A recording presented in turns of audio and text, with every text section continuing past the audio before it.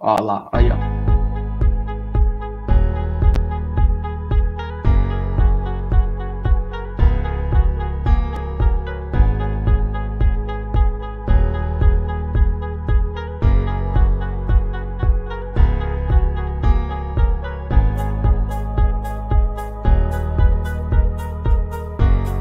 Som.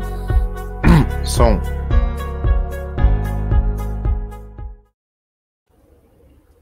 Boa noite, torcedores e torcedoras coloradas. Bem-vindos ao Estação 1909, primeira live deste glorioso canal. Aqui com os amigos Emanuel, João, Luquinhas e Herbert. Boa noite para vocês e também para toda a audiência. Nesse momento não é muito, mas sejam bem-vindos ao canal. A ideia aqui é ter muita opinião, muita conversa sobre Esporte Clube Internacional, repercutir notícias, fatos, eventos, tudo que a gente puder. E o dia hoje bem agitado para a torcida colorada, certamente. Hoje temos algumas coisinhas para discutir. Guerreiro fica ou não fica? Coletiva de Marcelo Lomba. Temos também a projeção para o jogo de amanhã, Inter e Olímpia, amanhã de noite, e uma notícia recente referente aos jogos na Colômbia, na Libertadores. Então vamos lá, galera. Muito papo, vamos botar em dia essa conversa, começando com talvez aquele que tenha sido o tema dos últimos dias em toda a imprensa esportiva gaúcha. Guerreiro, fica ou não fica essa novela Paulo Guerreiro? O que vocês têm a me dizer sobre?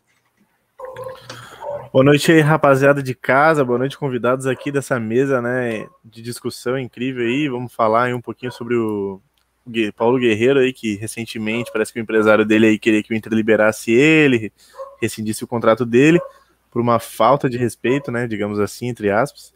Mas pelo desenrolar da coisa aí, parece que o Inter não vai abrir mão tão fácil e eu tô fechado com o Inter nessa situação, porque o jogador vem de lesão, é um jogador que tem uma idade mais avançada e não pode ficar magoado ali se o clube pensa duas vezes antes de renovar esse contrato, né? Tem que ver como é que o jogador vai render durante a temporada para ver se vale a pena. E vamos ser justos, né? Se falou em falta de respeito do clube para com o atleta, mas o Inter, quando contratou o Guerreiro, sabia desse impasse referente à situação dele, do doping, né? Que ele estava em julgamento. E em nenhum momento o clube acionou em rescindir contrato, tem mesmo deixado de pagar o atleta. Então, eu acredito que essa reclamação de que o clube não está respeitando o Paulo Guerreiro, eu não acho que seja verdadeira. Eu lamento muito que as coisas estejam andando por esse caminho, mas é aquilo, né? O Paulo, ele tem um histórico em alguns clubes aqui do Brasil, já foi levantado por diversos canais da mídia, que realmente não torna tão estranha esse posicionamento. É uma pena, acredito que boa parte da torcida soube abraçar o momento do Paulo, soube esperar ele durante diversos meses, comprou a ideia de um jogador, talvez o maior centroavante na América Latina, um dos maiores, e que durante meses ele esteve indisponível, não só por causa do doping, mas também por convocações da seleção, também por uma lesão, e nunca pareceu faltar nenhum tipo de apoio. Então, eu também estou fechado com o Inter nessa história. Acredito que é muito simples. Quer sair do clube? Paga multa. Existe um contrato para isso. Segue o contrato, quem quer rescindir que se disponha, então, a arcar com esses custos. Eu vi um comentário, boa noite primeiro, todo mundo. Eu vi um comentário do Valdomiro, que foi ao Twitter e falou: jogador que não gosta do Inter não pode ficar. E acima da gente torcer pro sucesso do clube, a gente não torce para jogador, a gente torce pro Inter. E o Inter vai vir sempre em primeiro. E aí, no momento que surge essa conversa que deveria ter iniciado primeiramente dentro do Inter, uma sala, uma reunião, o empresário veio a público, já postou, que não devia, né, por um assunto confidencial, Eu acho que quando chega nesse momento, o jogador não tá mais com cabeça, o Guerreiro, querendo ou não veio a público, se ele estava de acordo com a atitude do empresário dele ou não, ele não veio a público se manifestar, dizer que não era bem assim, ou que ele concordava. O retrospecto dele de saída dos clubes, quando saiu do Flamengo e do Corinthians, não é um retrospecto bom também, já saiu, não saiu chutado, mas também não saiu de forma positiva lá desses clubes. Então eu acho que, infelizmente, chegou o fim.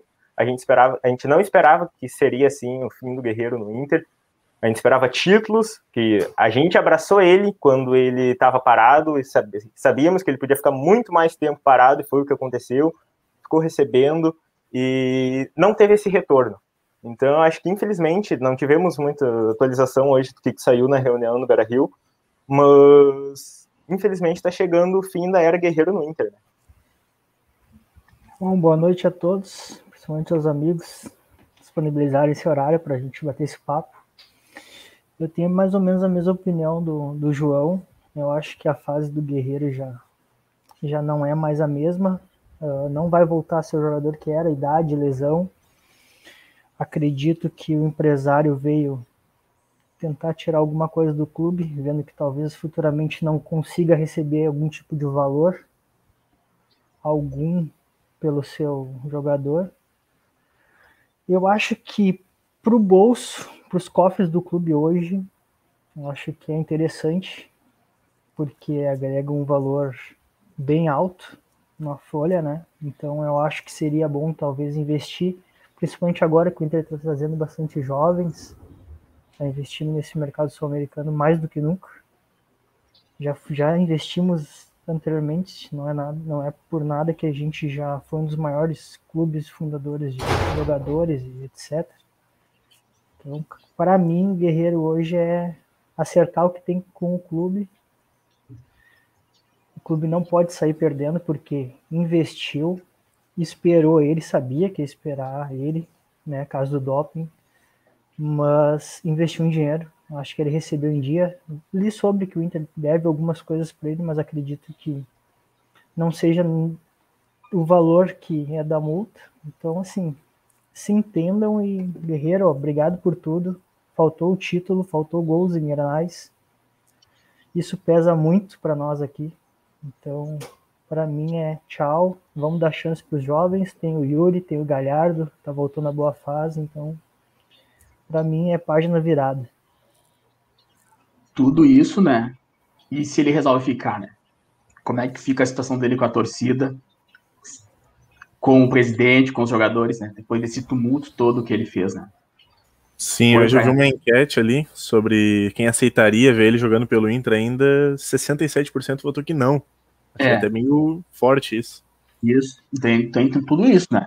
Claro, hoje o que ajuda não tem torcida, é estádio vazio, mas o pessoal na internet hoje não quer mais ele. A maioria não quer mais ele vestindo a camisa do Inter. Então vai ser bem complicado se ele ficar, né? Já falaram que ele quer um contrato de 2 anos. Como é que alguém tá voltando de lesão agora, que é um contrato de 2 anos, ganhando 800 mil, né? Não tem como segurar hoje isso, né? Ah, se ele resolver baixar o salário, ele tem que provar que ainda pode ser o Guerreiro que foi antes, né? Fazendo gol, essas coisas. Mas hoje, 800 mil, sem saber se ele vai voltar a jogar, não tem como segurar. Se ele quer ir embora, hoje o empresário dele falou que quer ficar no 0x0. Não tem que ficar no 0x0. Se ele quer ir embora, ele que pague o Inter e vai embora. E deu. Esse 0x0 é uma mentira, né? O 0x0 seria um prejuízo para o clube e nenhum para ele. Sim, porque o Inter tem 13 milhões que ele teria que pagar para ele ir embora. Como ele tá pedindo para ir embora, né? Ele tá rescindindo o contrato dele. Sim. Já falaram que na reunião, teve a reunião, terminou agora há pouco, não resolveram nada. O Inter disse que não abre mão dos 13 milhões, que é a multa do Guerreiro. O contrato vai até dezembro, né? Sair no 0x0 seria, então, ele esperar até dezembro e sair do clube. O empresário quer que ele saia agora, né?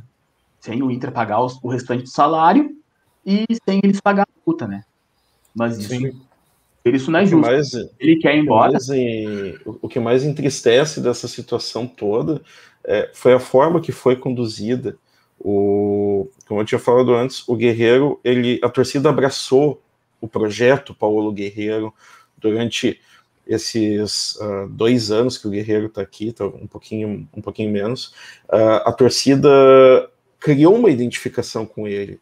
Um jogador já campeão do mundo, um jogador de renome internacional, um jogador que muitas vezes parecia simbolizar essa garra sul-americana que parte da torcida tanto gosta, e aconteceu que, do nada, vamos ser justos, do nada, foi uma notícia que veio no final de semana de forma completamente inesperada, se criou esse caso.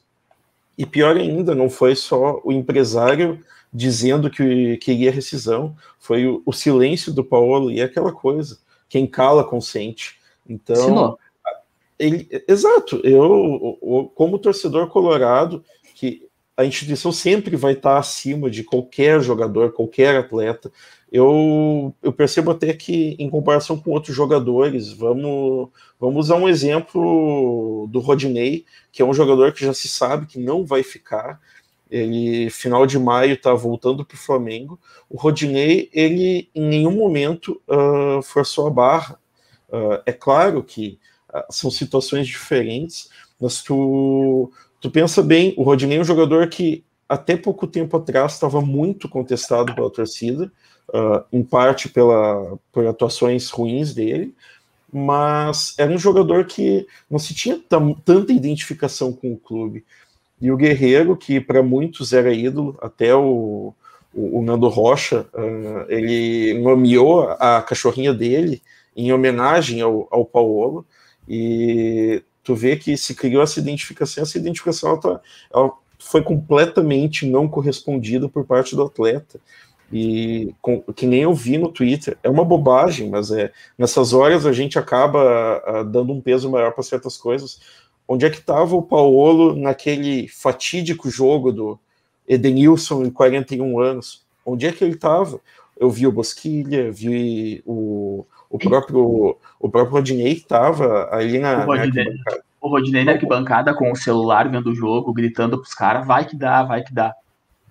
Onde é que estava o Paulo, entendeu? É um jogador que a gente esperava que ele tivesse essa retribuição para com a torcida, e está acabando a relação com o Inter de uma forma muito complicada. E que nem foi dito antes, o Guerreiro, ele pode até vir a ficar no Inter, mas com que clima? Eu não vejo como... É muito parecido com o que fez o nosso grandioso Fabrício, né? De certo modo, o Guerreiro, ele não fez aquele gesto obsceno em campo, mas o desrespeito com a instituição e com a torcida é um nível muito parecido. É até pior ainda, porque o Fabrício fez o calor do jogo, o Guerreiro teve todo, talvez, no final de semana, foi caso pensado, exatamente. Então ele estava isso há dias. Não é de hoje, não foi de sábado que ele se acordou e, quero pedir para ir embora. Ele já veio com isso à cabeça há dias já. Porque até o presidente falou. O presidente falou, né? Com renome, né? Jogador com renome. A gente não espera isso de um craque tão grande como o Guerreiro, e o cara foi lá e agiu dessa forma tão antiprofissional. É triste, né? O que me causa bastante estranheza que a notícia vinha de um repórter identificado com o clube rival, né? Por que um repórter rival? Por que praticamente um setorista do Grêmio falar sobre isso? Por que não foi levantado por nenhum nosso? Né? Isso também me causa, se é que foi plantado, se é que esses times que estão atrás dele, e Atlético Mineiro, Boca Juniors, se é que realmente existe também? Isso é uma coisa que esse ano a gente tem visto com uma certa frequência, né? Empresários descontentes, e indiferente de nomes na diretoria, na gestão, mas a gente sabe que nos últimos anos o Inter teve uma relação, no mínimo, contestável com alguns empresários, e se a gente está vendo um burburinho de certos nomes, é porque coisas mudaram. Acredito e espero que para melhor, mas, novamente, quando chega ao ponto de o empresário está publicamente jogando a batata quente para o clube e o atleta não desmente, fica complicado defender. Eu gostaria aqui de que o Guerreiro tivesse publicado no domingo mesmo um story dizendo para não acreditar em influencers, não acreditar em jornalistas, tivesse desmentindo tudo. Eu tenho certeza, a torcida ia abraçar o Guerreiro. A torcida abraçou o Edenilson há 2 meses atrás, quando ele publicou algumas coisas um pouco mais ríspidas. Então, eu não vejo como fosse diferente. E a gente depositava muita esperança no Guerreiro. Quantas pessoas já não falaram, se o Guerreiro estivesse naquele Inter e Corinthians, tudo seria diferente. Tivesse durante o ano todo. Durante o ano todo, né? Se ele tivesse no ano todo, ia ser diferente. Quem sabe ele bateria errado aquele pênalti lá contra o Atlético Goianiense, a gente pudesse hoje estar falando de outros assuntos. É complicado. E pesa o histórico do Guerreiro, né? A torcida que, acho que a torcida do Rio Grande do Sul mesmo, e trazendo agora para a torcida do Inter, pegando até o gancho no que o Emanuel falou, a pesquisa naquele que ele se referiu está com 67% da torcida dizendo que não quer mais ver Guerreiro com a camisa do Inter. E aí tu vê, né, há 2 meses atrás, era a esperança, foi a esperança lá na Copa do Brasil, era o jogador com status mais elevado, que a torcida queria que desse certo aqui, queria ver títulos, queria ver gols dos engrenais, e no final não teve essa resposta, e agora, bem dizer, a torcida já não quer mais ver pintado de ouro com a camisa do Inter no Beira-Rio, né? Então é algo bem complicado, a situação está bem delicada, e o que mais me preocupa, assim, como torcedor, em ver outros torcedores, é a questão da fake, né, cara? Porque hoje de tarde, o Lomba, em coletiva, disse que tá tudo tranquilo, o clima do vestiário, e que ele, Marcelo Lomba, conta com o Paulo até o fim do ano. E aí sai uma notícia há pouco, que o Lomba dedurou o Guerreiro, que o clima não tá bom no vestiário, e que rolou, sim, uma falta de respeito por ele. E é algo que a gente, como torcedor em geral, que a gente tem que se preocupar, porque é nessa que a torcida compra a fake e gera um burburinho ainda maior, né? Porque o Lomba veio, trouxe a informação, disse que tá tudo certo no vestiário, embora não tenha vindo do Guerreiro, não tenha vindo da direção, embora a direção também tenha dito que conta com o Guerreiro até o final do ano. Mas é nessa que a torcida compra, que acaba o amor e que o jogador começa a ser chutado, visto de canto de olho já no clube, né? Eu queria fazer uma pergunta para vocês, talvez vocês se recordem. Eu, sinceramente, não. Antes da lesão do Guerreiro, quantos gols ele fez no Campeonato Brasileiro? Ele era artilheiro. Ele era artilheiro, se não me engano. Acho que ele fez 4, se não me engano. Eu acho que era 4 ou 5. Ele era artilheiro. Ele era artilheiro, é verdade. Porque assim. Se lesionou o quê? Na quarta rodada? Quarta ou quinta rodada? Isso, ele se lesionou na quarta. Ele tinha uns 4, 5 gols já.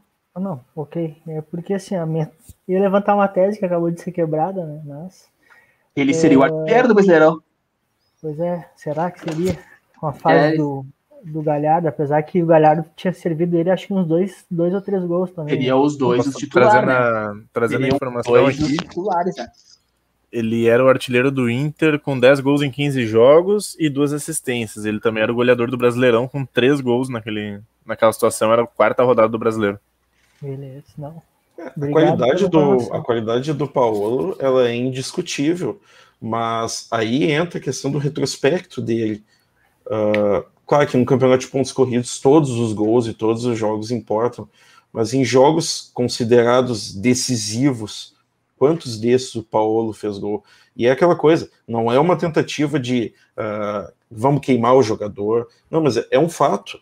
O Guerreiro, em jogos que se esperava muito dele, porque ele teve uma participação muito interessante em algumas competições, como a Copa do Brasil e a Libertadores, fez gols importantes, sim, não vamos ser injustos, mas em momentos que o clube precisou que aparecesse Paulo Guerreiro, é no Grenal, é numa final do Gauchão 2019, é na final da Copa do Brasil, o Paulo não soube performar.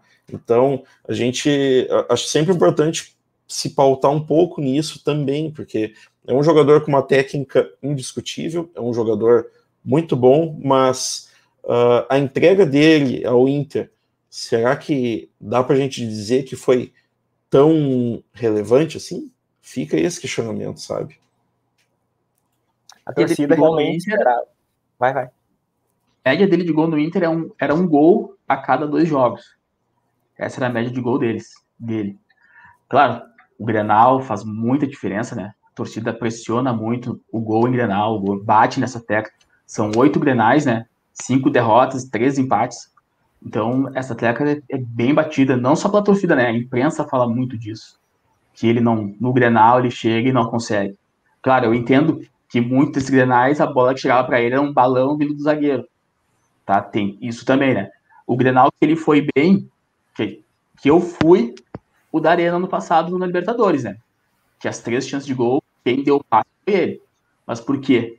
Tinha gente com ele. Ele não era ele sozinho no ataque. Chegava o Galhardo, chegava o Bosquilha, chegava o Edenilson. Não era ele no meio dos zagueiros do Grêmio, ele sozinho. Então tem esse lado também, né? Que muitas vezes no Grenal a bola é um balão vindo do zagueiro. Tem esse ponto também. Esse é o... claro que eu queria ver o Guerreiro hoje com o Tyson, com o Yuri, com o Galhardo. Mas pelo jeito a gente não vai ver. Uma pergunta.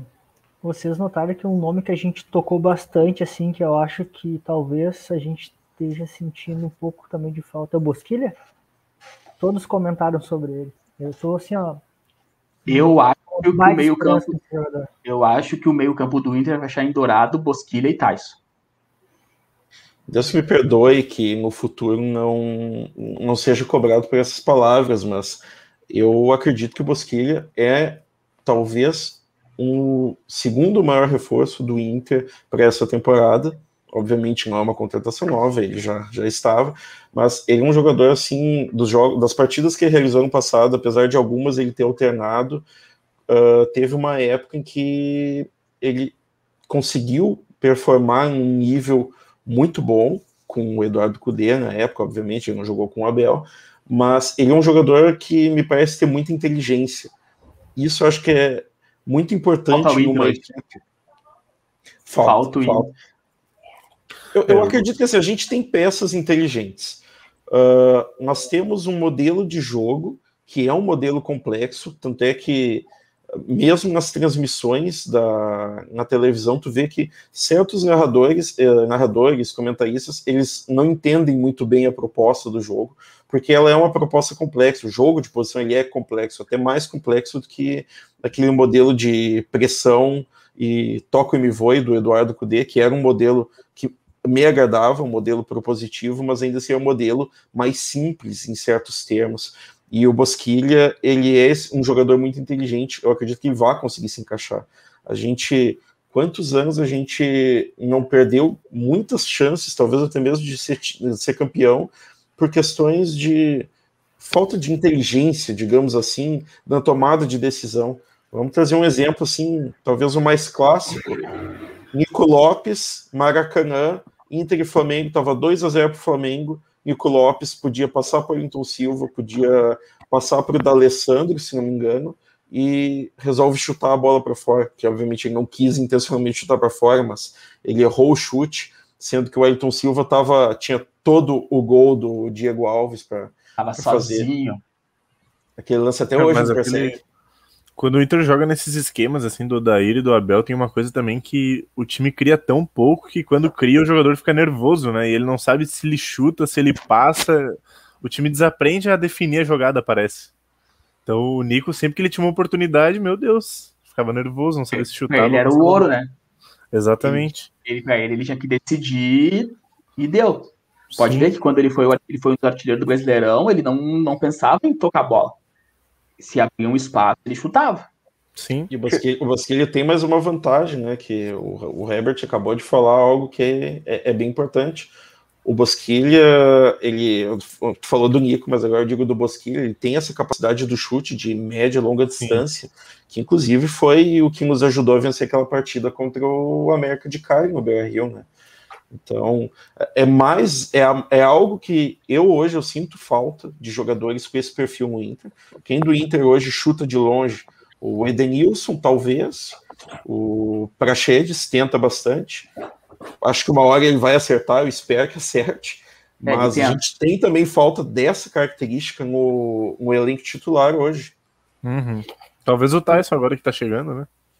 Pois é. O Tyson, acho que pelo que ele estava jogando na Europa, eu acho que ele se encaixa bem nessa vinda de trás. Não aquele ponto aberto, mas eu acho que ele mais no meio ali. Mas vamos ver como é que vai ser escalado. Né? Só para finalizar o lance do Guerreiro ali, o que mais me incomoda é esse pedido dele do Inter ter mais interesse na renovação vem logo no momento que ele tá lesionado há 1 ano recebendo salário em dia, né? Ou seja, não é como se ele tivesse entrado contra o Tátira, jogado 80 minutos e feito 2 gols e dissesse, e aí, Inter, vamos renovar ou não? Não, ainda falta 7 meses para acabar o contrato, ele tá machucado há 1 ano recebendo salário e ele ainda quer que o clube tenha proatividade em renovar o contrato, sendo que ele tem 37 anos, então acho que faltou um pouquinho de noção ali dele e do empresário dele, né? Mas o empresário dele já é o mesmo do Damião, né? Aquele que queria que o Damião ganhasse 1 milhão por mês, quase isso, para renovar com o Inter quando ele foi pro Japão, né? E nisso surgiu uma especulação da torcida, né? Se valeria a pena uma troca aí de Guerreiro por Damião de novo. Eu acho que é um jogador muito caro. Vamos pensar assim. O Inter, ele tá tentando reduzir custos, até porque a gente sabe, nos últimos anos, a gente vem de déficits absurdos. Então, eu não sei se, mesmo com o fato do Guerreiro, da saída do Guerreiro, uma eventual saída dele, aliviar a folha, por outro lado, eu não acredito que isso faça com que o Inter automaticamente tenha esse mesmo poder de investimento. Não é uma questão de matemática simples, no meu ponto de vista. O Damião é um jogador que ele é caro, ele foi muito útil para o Inter na Série B, principalmente, em 2018, nos ajudou em muitas partidas, mas eu também ficaria com um questionamento se valeria o investimento em um jogador desses. Eu sou muito fã do Damião, gosto desde que ele estreou lá nos Idos de 2010, se não me engano. Eu lembro de uma partida dele contra o Ipiranga, se não me engano. Ele jogou bem e foi arquivado por um tempo e depois voltou naquela final da Libertadores, né?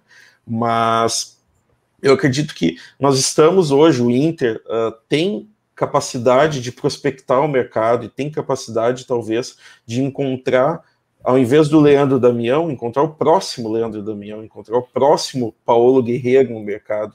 Eu acho que isso é uma coisa que, inclusive, eu tenho gostado desse... a partir que começou nesse ano, com a vinda do Gustavo Grossi, Paulo Braxton no futebol, que é justamente essa prospecção de atletas. A gente muda aquela forma de contratações onde o Inter ia atrás de nomes conhecidos, caros, e muitas vezes que não conseguia entregar. Exemplo desses, Escoco, Forlan, quantos outros? Acho que dá para fazer uma live só falando o nome desses jogadores caros que o Inter contratou a peso de ouro e que entregaram muito pouco. Então, jogador ruim, né? Que também veio a peso de ouro. O Ariel. Esses aí a gente nem começa a falar mesmo, que daí vai ser uma semana de live. Tem uns que são incitáveis. Tem uns que são incitáveis, mas assim, aí eu digo, eu não acredito que talvez o Damião seja o momento do Damião no Inter. Tem o apego, é claro, mas é uma incerteza, querendo ou não, uma aposta muito alta.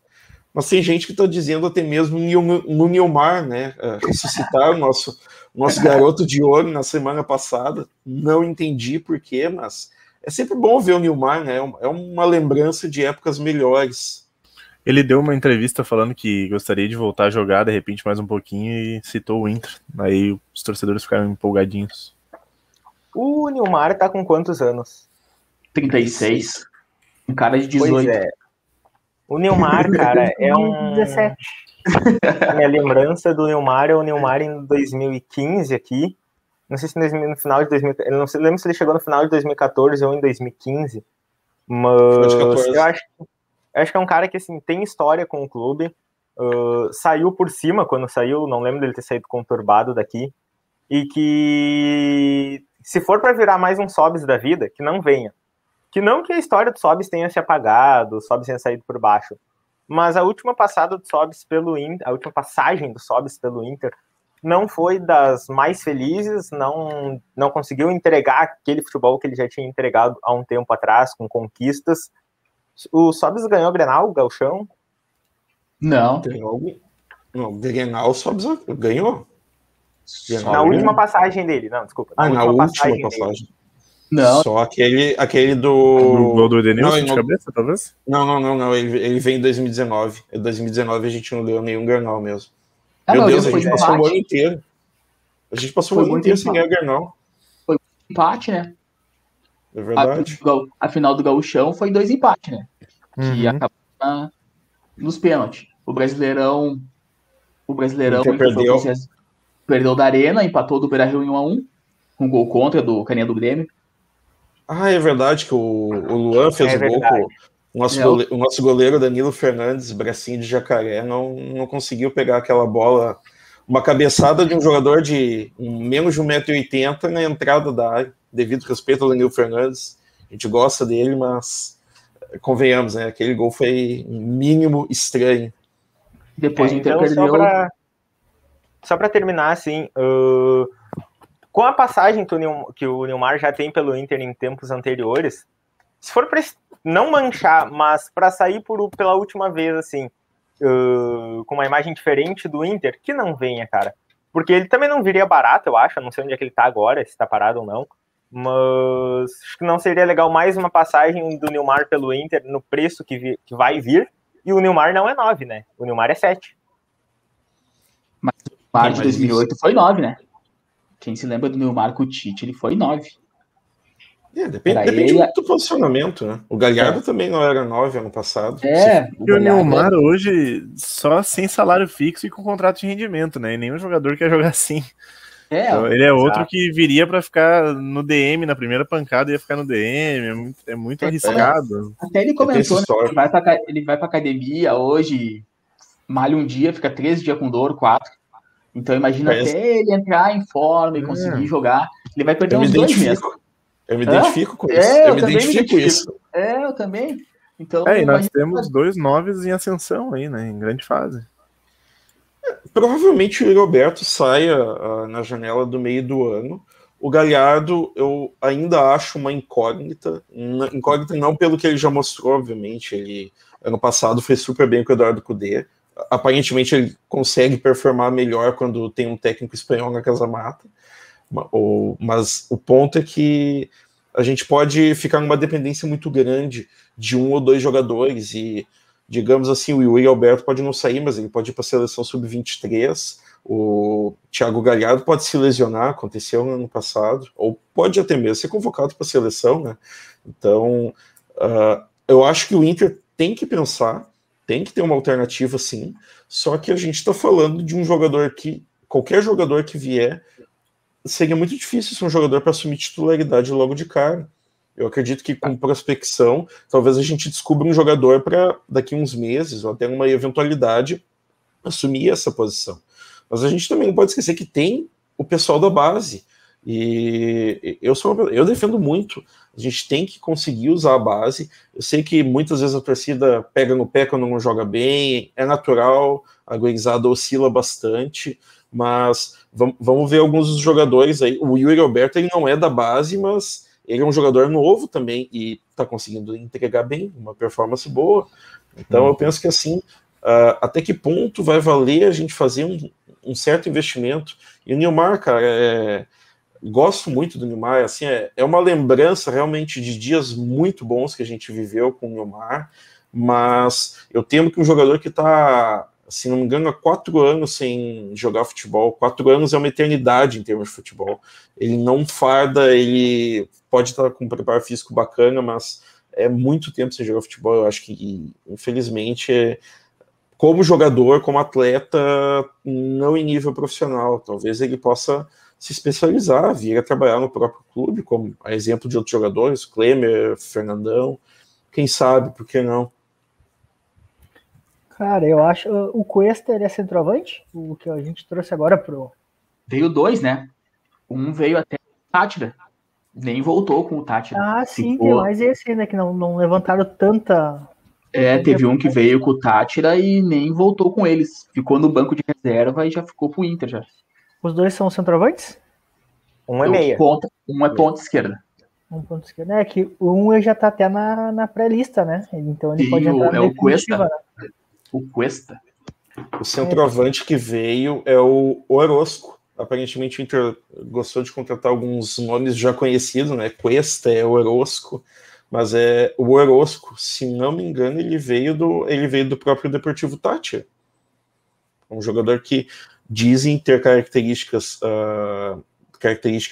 mais físicas, assim, um jogador mais um centroavante mesmo, mas que demonstrou um potencial interessante. Ainda sobre os assuntos do dia, a gente comentou, o João comentou ali sobre a declaração do Lomba, referente à questão de vestiário, e o Lomba falou também sobre mais coisas hoje, né? E uma das que me chamou a atenção foi ainda se referindo ao jogo contra o Juventude, sobre as questões de quão difícil foi jogar naquele gramado. A gente não fez nenhuma live pós-jogo, obviamente, mas muitas pessoas da torcida estavam com aquele clima de nada vai dar certo, o gramado é desculpa. O que vocês me dizem disso? Até que ponto o Lomba e a declaração dele sobre o gramado tem razão e até que ponto a gente pode culpar outros fatores nessa derrota de anteontem?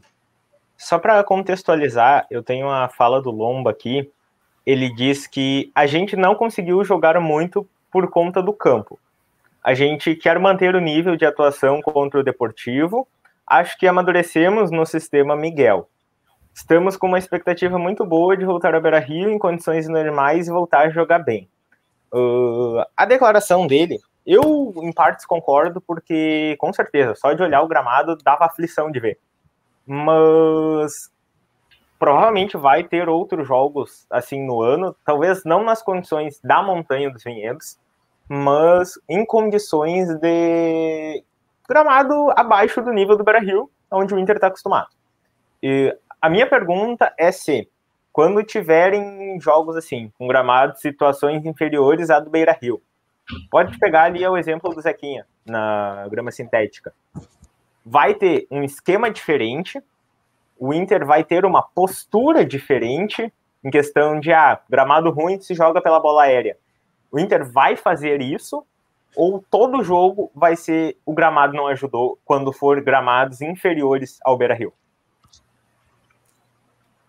Eu acho que agora não vai ter gramado tão ruim quanto esse, né?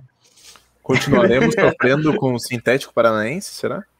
Eu acho que o sintético não é problema, eu acho. Até porque o sintético do Palmeiras e o do Atlético são bons gramados. O do Palmeiras até é bem melhor. Muitos times vão lá e ganham do Palmeiras, fazem frente com o Palmeiras lá. O do Palmeiras eu não vejo problema, o gramado sintético. Acho que o jeito que o Mar trabalha, de toque de bola, nesse gramado é certo. No começo do jogo a gente já viu já. Até o jogador de Juventude entrou uma hora cara a cara com o Lomba e se perdeu no kick da bola, que a bola picou e saiu. Que ele entrou, ele abriu, ele regalou o olho, não vou conseguir chegar porque a bola bateu no morrinho e saiu. Até uma foto que o Inter postou com o Moisés e o Sarabia, se eu não me engano, era só areia, mal tinha gramado, né? Então é meio complicado, né? Dois times da Série A hoje jogar num gramado que nem aquele, né? Por mais que o Juventude já esteja. Tá vendo o jogo, a final do Bola Mar em Tramandaí, né? Não é que é uma desculpa, né? Mas pro jogo do Inter dificultou bastante. Isso é uma coisa que o Miguel vai ter esse desafio, que eu acredito que a derrota não passou pelo Miguel, obviamente. A derrota, ela infelizmente, muito na conta do gramado, fica complicado fazer qualquer análise séria, porque assim como o jogo contra o Israel foi a questão da altitude, isso prejudica a análise, porque não é que o time só vai conseguir jogar bem se tiver um gramado de qualidade, mas é aquela coisa, como é que qualquer time, não só o Inter, como é que qualquer time vai conseguir jogar em alto nível um modelo que depende do toque de bola, se a bola não consegue ser tocada? Tinha perto do meio campo, no gramado da Montanha dos Vinhedos, tinha quase uma cratera. Aquilo, sinceramente, É inaceitável. Não pode, de forma alguma, a Federação Gaúcha de Futebol deixar isso acontecer. Imagina se lesiona o Dourado, lesiona o Yuri Alberto por causa do gramado. Olha o tamanho do prejuízo. O Patrick machucou. Eu acho que foi uma lesão. A lesão foi o orgulho dele machucado depois de tentar dar aquele toquezinho de efeito, mas tudo bem. Mas é aquela coisa. Como é que vai se ter um jogo de futebol profissional? Eu tinha lido sobre as condições do gramado, mas tu vê aquilo ao vivo, e é esse o desafio do Miguel, porque ele vai enfrentar adversários fechados, vai enfrentar dificuldades com o gramado, a gente precisa explorar repertório. Eu não sou o tipo de torcedor que gosta de torcer para um time que joga por uma bola. Não gosto de jogo feio, não gosto de chuveirinho na área, mas às vezes a gente vai ter que tirar esse coelho da cartola. É uma porcaria admitir isso, mas infelizmente a gente está muito limitado também pelas condições de jogo que são apresentadas. E essa derrota, ela, infelizmente, vai gerar o que eu acredito que vai ser um problema maior, que vai ser o Inter enfrentando um adversário que vai vir para não jogar. Tudo bem, a gente enfrentou a Aimoré, Esportivo, tantos outros que estavam interessados em não jogar bola, garantir o empate. Só que o Juventude é um time de Série A, um time que tem uma qualidade maior do que esses outros adversários. Então, isso é um problema que, tudo bem, a gente discute lá na frente, mas o Miguel vai ter essa dificuldade para o jogo do sábado, né? Voltando até o...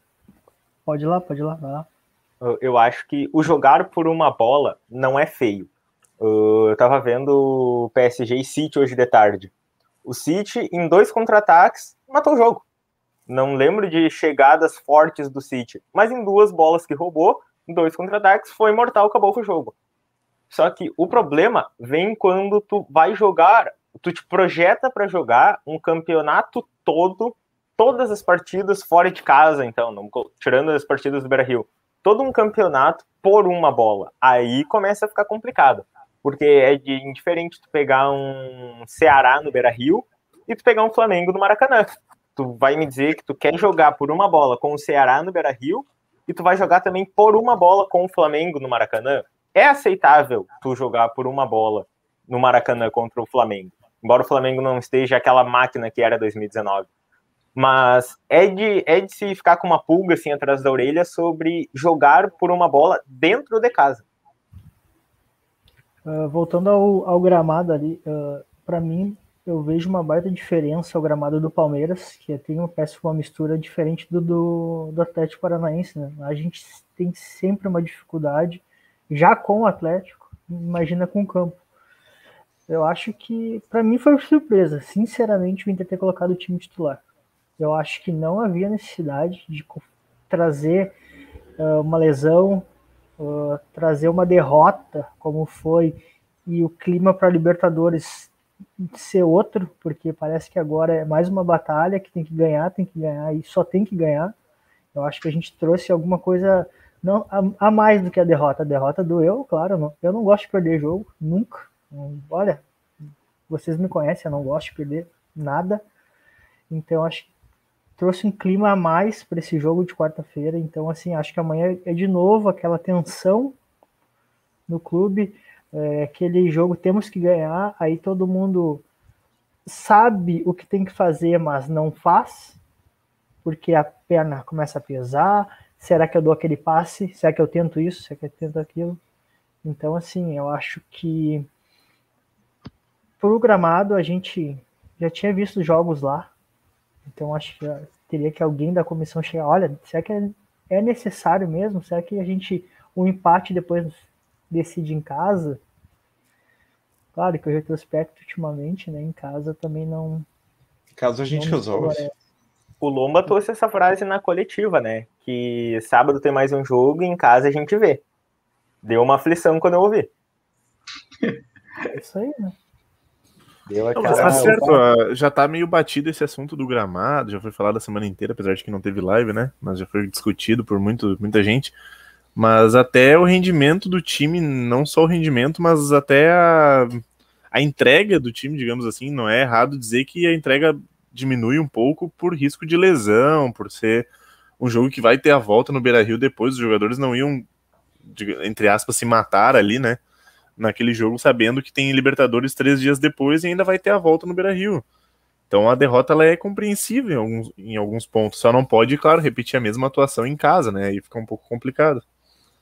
E fazendo o gancho com o que o Lucas falou, a gente acaba vendo que se cria um clima de pressão com o próprio jogo da Libertadores, o que é um pouco insano se a gente parar para pensar, porque o Inter, querendo ou não, tá na semifinal do Gauchão, o Inter perdeu por 1-0, tá em desvantagem, mas é perfeitamente reversível, e é líder do grupo da Libertadores, e mesmo assim se tem essa pressão.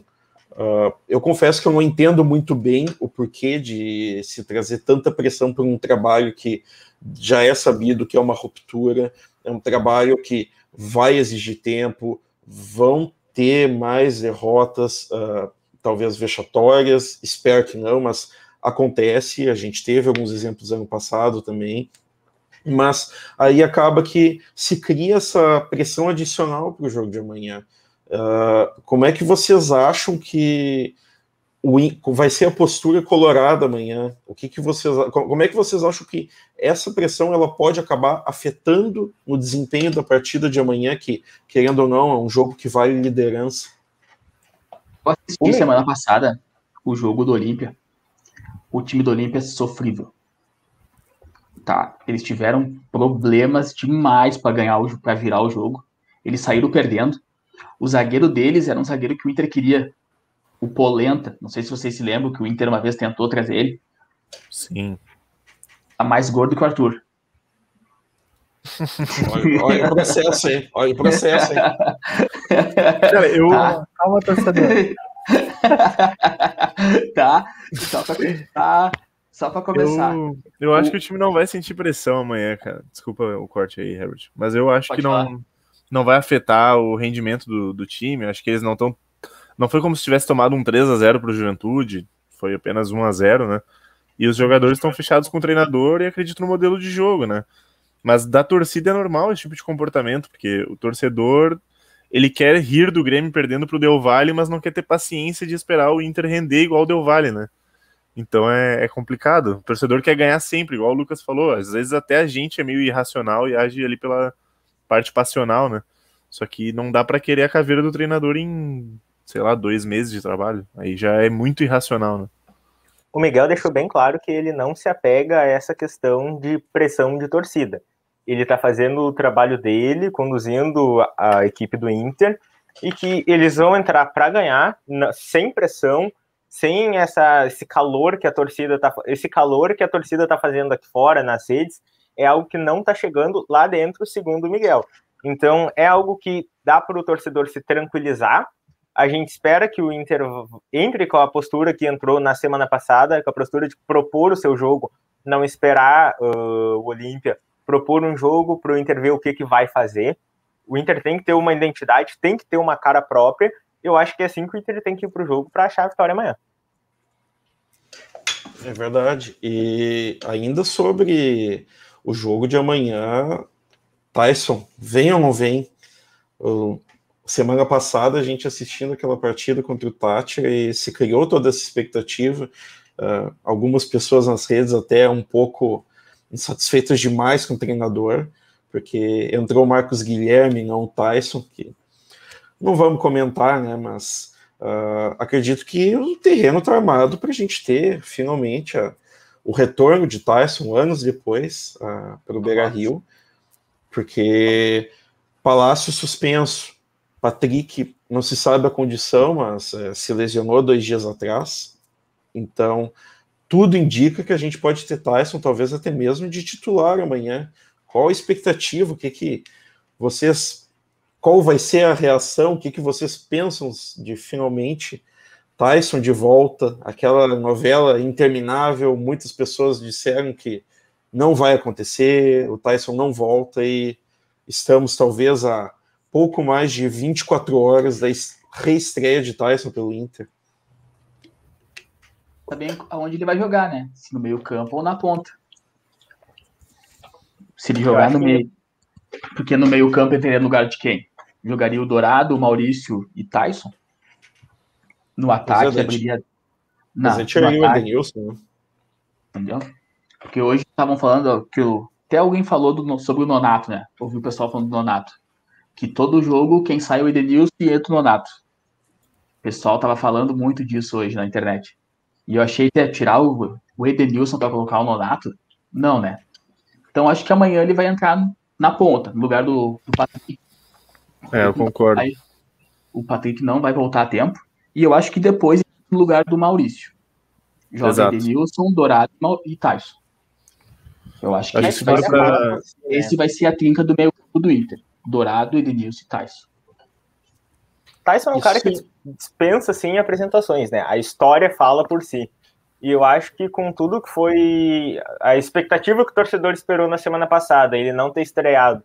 Eu até depois, claro, na hora ali o torcedor queria ver ele em campo, queria ver jogar, mas eu entendo ali o que o Miguel quis com isso. O Tyson tinha tido um treino e meio com o Inter, então realmente, talvez correto não ter entrado na semana passada. Mas tudo se desenha para ele jogar amanhã. O Lomba falou mais cedo que o grupo conta com ele, ele disse que está pronto, então acho que tudo se desenha para o Tyson fazer a estreia dele amanhã.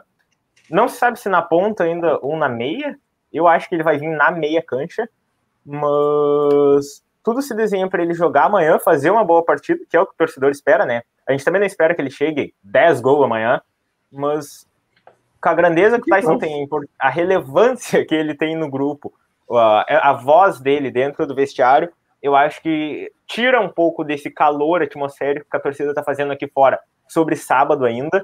Ele consegue ter esse poder, vamos dizer assim, de tranquilizar o grupo, e amanhã sai jogando, sem dúvida, até porque o Miguel falou que a expulsão do Palácios prejudicou, embora já tivesse liquidado o jogo na semana passada, a estreia do Tyson.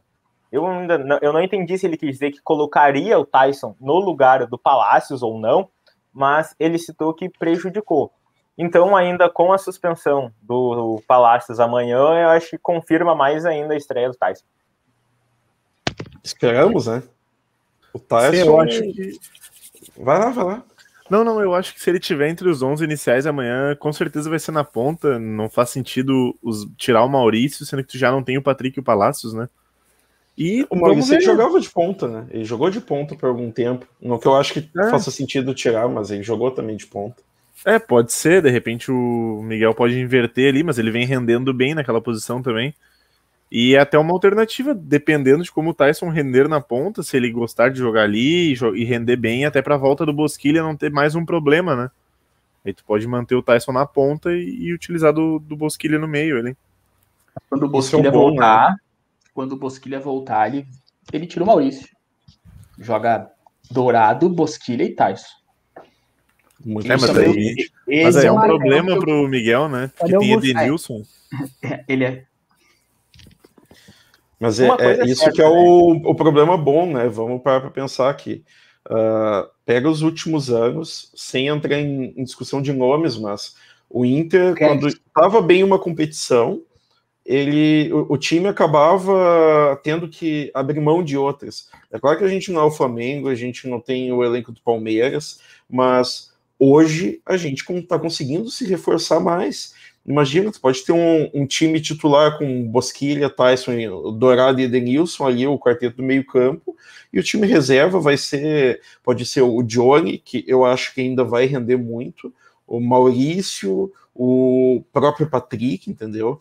Então a gente tem cada vez mais opções, e isso só é bom para o clube, porque o Tyson talvez um dia vai estar suspenso, vai estar lesionado, tomara que não, mas pode acontecer, ou talvez até mesmo algum jogo que exija um deslocamento maior, o Miguel vai querer botar o time reserva, a gente vai ter opções. Acho que isso aí é muito importante para qualquer time que quer ser campeão. A gente sentiu a falta de opções na reta final do Campeonato Brasileiro, que terminou agora em fevereiro. Fez falta certos nomes, a gente teve que investir muito nos guris da base, talvez até mesmo queimando etapas que acabaram prejudicando também esses atletas. uma coisa que, graças a Deus, a gente está tendo agora, né? É poder olhar para o banco e tu não pensar, vai colocar quem? O Richelli. A gente tem uma opção à altura dos 11 que estão já em campo, porque é algo que a gente não tinha, acho que ano passado mesmo, 2020 ali, lá início do Campeonato Brasileiro, a gente não tinha essas opções, e agora o Inter tem, felizmente, mais titulares, né? Só que, antes de ter, eu não sei ainda quem são os 11 titulares do Miguel, saiu várias especulações aí que Maurício e Galhardo são titulares desse time do Inter hoje, mas a gente não tem como cravar quem são os 11, e antes de saber quem são os 11, vai ter teste. Então, a torcida do Inter, antes de sair depedrando o Miguel, com os testes de titularidade, porque a gente não sabe quem são os 11 do Inter, tem que ter calma. A gente tem mais do que o necessário de titulares, só que para isso precisa testar, vai testar formação, vai testar jogadores com jogadores para ver se realmente vai dar certo.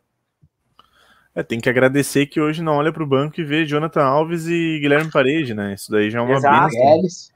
O Trellis. Tá, esse aí tu puxou, hein? Cara, eu vou dizer que eu me perdoe, mas eu até gostava do Jonathan Alves. A saída dele foi... Tudo bem, não é craque, mas foi uma saída muito estranha, porque foi num ano em que ele até conseguiu fazer uma ou duas partidas boas e acabou saindo meio que do nada, né? Aí veio o nosso glorioso Santiago Trellis, que eu acho que os gols dele pelo Inter comentam muito sobre o jogador, né? Não preciso falar nada sobre. Tinha o Rossi. Nossa. Saudades. Aquele gol que ele fez no Beira-Rio foi um dos mais comemorados que eu já vi até hoje no Beira-Rio. Cara, aquele gol, Corinthians, o único gol, né? Ele foi o único gol que ele fez. Sim. O zagueiro do Corinthians errou em bola. O Mantuan errou o passe e quebrou não era nem o Cássio na época, eu acho, era o Walter, o goleiro. Acho que era o Walter. O Walter, e ele fez o gol sem goleiro. Virou aos 78. Mas assim, não importa como ruim. Teve duas viradas do Inter, né? Foi a virada contra o São Paulo e depois virou contra o Corinthians. Isso. Tem certeza? Porque o Inter virou 2 jogos seguidos. Não foi 2 jogos seguidos. O jogo contra o São Paulo foi no fim do campeonato. Esse contra o Corinthians foi... o contra o Corinthians foi no começo do campeonato. Foi... Não no começo, mas foi no primeiro turno ainda, se eu não estou enganado. Eu confesso que não tenho muita lembrança. Foi em 2018 isso tudo. Isso, se eu não me engano, o Inter jogou na Arena no domingo passado. Antes do Corinthians empatou, se eu não me engano. Que o Odair fez aquela retranca desgraçada lá, que não passava nem Wi-Fi. Ele colocou o Zeca do meio campo. 27 de maio de 2018. E Inter e São Paulo, 10 de outubro de 2018. Correto, desculpa. Isso, um calor infernal aquele dia, o ônibus lotado rumo ao estádio. Foi um dia bacana. Foi um dia bacana. Saudades do BR. Cara, antes de finalizar, eu tinha uma pergunta que, assim, pelo que a gente viu, Palácios não vingou ainda nesse time do Inter, né? Cara, eu vou dizer que, assim, o Palácios, ele veio com essa pompa de ser a joia chilena, mas a gente não pode esquecer que é um garoto ainda, tem 20 anos, é muito mais novo do que certas joias da base de certos clubes rivais por aqui, que muitos da imprensa esportiva acabam fazendo um alarde imenso. Então eu acredito que o Palácios, ele com certeza tem que se provar, mas ele ainda vai oscilar. Ele é um pouco mais velho que o Yuri Alberto, se eu não estou enganado, e é muito difícil que um jogador consiga dar uma resposta tão rápida, ainda mais dentro do contexto do próprio Palácios. O Miguel comentou na coletiva contra o Tátira, se não me engano, ou contra o Always Ready, que o Palácios está sem ver a família e o filho de 4 meses por conta das questões da pandemia, né, restrições de fronteira.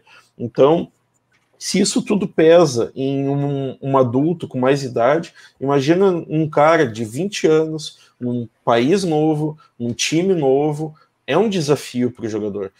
A amostragem do Palácio até agora eu acho ela pouca, para tu definir tanto que ele é um pereba quanto um craque, mas eu consegui ver coisas muito boas em alguns jogos dele. Teve, contra o Tati, ele deu o passe que originou o pênalti que o Rodinei sofreu. Eu não lembro qual foi dos gols, mas ele deu alguns passes de muita qualidade, muita inteligência. Eu acho que com tempo, com paciência, ele vai sim conseguir vingar, vai conseguir mostrar por que chamam ele de joia lá no Chile. Seria ele o novo Luke? Nossa! O novo Sarrafinho. Pesado demais. Talvez o novo Nico Lopes até tudo bem, mas Luke e Sarrafinho vocês estão pegando pesado. Vocês querem entrar mesmo no assunto do Nico Lopes, né? Eu tava aqui segurando. Eu sou fã do Nico. Eu sou fã do Nico. Eu acho que o Palácio Volta, Nico. Eu sou fã do Nico. Volta, Nico. Só uma informação de algo que a gente tava falando agora, saiu agora. Inter amanhã deve ter Zé Gabriel como titular, Tyson deve jogar na meia cancha e Patrick ainda é dúvida. Vai Vamos ser interessante. Então. É isso aí. Cara, não. A gente tá quase no fim da live. Não vamos falar nesses apelidos desonrosos e injustos que a torcida... Não, foi o rapaz aqui no vizinho que passou, eu cumprimentei ele. Zé Lembrou de... Tá na hora da... Meu Deus do céu, cara. Os caras estão... A gente não ia resistir, né? 1 hora de live, né? 1 hora ia... 1 hora? Nossa, olha, tamo grande, hein? Gurizada, palpites para amanhã. O que vocês apostam? Vou começar comigo, já que eu tô com a palavra. 2-0 Inter, jogo tranquilo, jogo pra gente ficar comentando no WhatsApp, alegria, saudade de Tyson, chorando na frente da TV. Não vou apostar quem vai fazer os gols, porque daí já é um pouco demais, mas 2-0 eu fecho nisso. Eu vou de 3-0 com um golzinho do Tyson só pela nostalgia aí. 4-1 Inter, cara. Assim, o Inter sai tomando, só pra dar aquele susto de lei na torcida. O Tyson faz 2 e dá assistência ainda. Man of the match.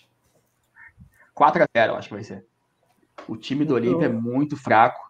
Se o Inter aproveitar o que eu vi do Olímpia, os laterais deles são muito fracos. Se o Inter usar bem a ponta do jogo, vai matar e vai matar rápido.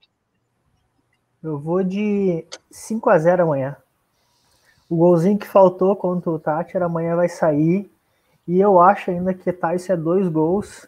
Vai beijar o símbolo, vai procurar o orelhão e vai olhar pra tela e beijar assim, a massa. Só que pena, não vai ter torcedor para isso tudo.